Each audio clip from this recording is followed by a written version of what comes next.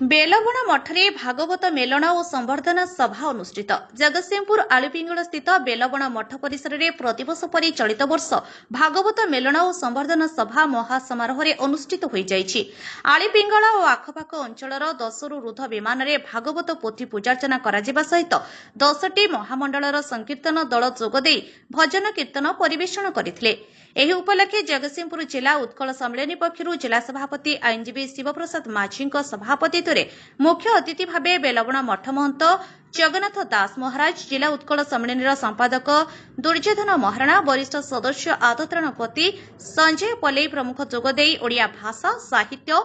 ऐतिह्य परंपरा को उज्जीवित करने निमंते प्रयास जारी रखिथिबा विभिन्न संकीर्तन मंडली कर्मकर्ता एवं गणमाध्यम प्रतिनिधि मानक संवर्धित करा जायथिला। जगतसिंहपुर ज्योतिरंजन परिडांग रिपोर्ट आपणक खबर।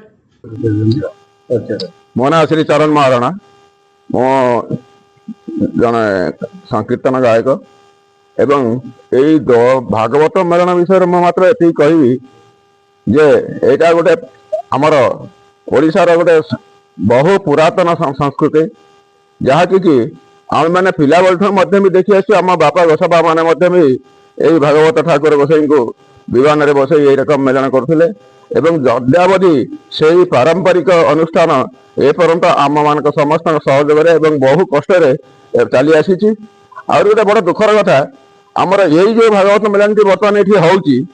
यहाँ मोर पिला बेले मन अच्छी प्राय 40-50 दल आसिक बसती किंतु वर्तमान देखा जाउची प्राय अधिकांश गाँव में भागवत टुंगी नाही, से प्राय विलुप्त प्राय आ जे को अच्छी बड़ जराजीर्ण अवस्था रही। तेणु जदि ए बाबद सरकार तो एवं बहुत किसी योजना भी किंतु से सब कार्यकारी करिवारे टिके अवहेला रहुची, जहाँफल कि आज बहुत ग्राम भागवत टुंगी लोप पाई जाए जहाँकि आउ मात्र आम यही 10टी डोल को नहीं 10 मौजार 10टी ठाकुर को लेकर आम आज मेलन करदी ए बाबद सरकार किसी प्रचेषा जारी रहता ताले हुए तो भागवत टुंगीर उन्नति हो पारंता एवं यही मेलन आहरी अधिकांश बढ़ी स्वीकृति लाभ कर पारंता। मोहन जी अखिल भारतीय श्रीपंच रामानंदी दिगंबर बैठक नागाबू पूरी बैठक तथा मोर पूज्यस्पद गुरु महाराज जी भी अच्छा फुलार मठ महंत महाराज श्रीमान श्री जगन्नाथ दास जी महाराज मुझे रहा 21 वर्ष धरिकी 21 वर्ष धरिकी भागवत मेलन कर श्रीमद जसदास सुदपद कमले नास्ति भक्ति नारायणम जे संग माभिर प्रिय गुण कथने नानुरक्तार संज्ञा जे संग माभिर प्रिय गुण कथने